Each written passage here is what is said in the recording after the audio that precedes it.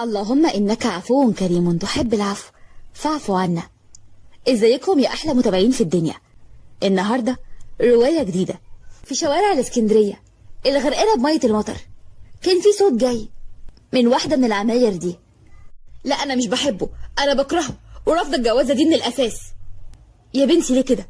هتشوفيه وتتكلمي معاه، انتي بترفضي على أي أساس؟ بابا أنا بحبك جدا، أنا مش عاوزة أزعل منك عشان السبب ده، ولو كان ده آخر راجل في العالم أنا مش هتجوزه. يا بنتي أنا عمري ما جبرتك على حاجة ومش هجبرك تعملي أي حاجة. انتي لما كنتي صغيرة أنا اللي شلتك وحضنتك ووعدت نفسي إن هتكوني بنتي حبيبتي وهتفضلي في حضني دايما، وعمري أبدا ما هجبرك على أي حاجة وهتعيشي بحريتك. الجوازة دي يا بنتي مش إجبار، ده مجرد طلب مني. وليه يا بابا؟ ليه كل العذاب ده كله؟ ارفضه وخلاص. لو كان اسمه هيسبب المشاكل بيني وبينك وعمرنا ما اختلفنا انا وانت على اي حاجه. للاسف مش بالسهل يا بنتي. ليه يا بابا؟ هي الجوازه دي تهديد ولا اجبار؟ فهمني. هقول لك يا بنتي، امبراطوريه العمراني عاوزاكي تكوني زوجه لابنهم، والا هيرفدوني من الشغل، وانت عارفه ان الموضوع مش بالسهل ان اشوف شغل جديد وانا خلاص قربت اموت. بابا ما تقولش كده، وبعدين ايه المشكله؟ هنعيش وربنا معانا زي ما دايما ربنا كان معانا، واكيد ربنا مش هيسيبنا نموت من الجوع يعني. وبعدين انا بشتغل، انت عارف ان انا بشتغل جراح، والمرتب ان شاء الله هيحل الموضوع. ايه التخريف اللي انت بتقوليه ده؟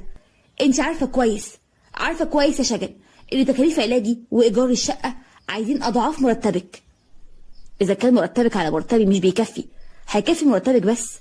فوق يا بنتي، فوقي فكري في الامبراطوريه الكبيره دي، كل اللي فيها اسمه ليه سمعه، لكن انت هتكوني الملكه، انت هتكوني متوجه.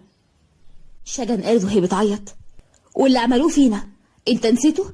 ولو فعلا نسيته انا بقى مش هنسى امي اللي ماتت بسببهم. انا مش هسيبهم ابدا، ولازم في يوم هاخد حقي وهنتقم لامي. باباها ما كانش عارف يعمل ايه معاها ولا يتصرف ازاي. قعد على الكرسي وحط ايده على خده، افتكر اللحظه اللي دخل فيها ولقى مراته وقع على الارض وغرقانه في دمها، وبنته عماله بتقول مش ممكن، هم قتلوا ماما. في حقيقه الامر القاتل هو جلال العمراني من امبراطوريه العمراني، ولكن مفيش اي ادله.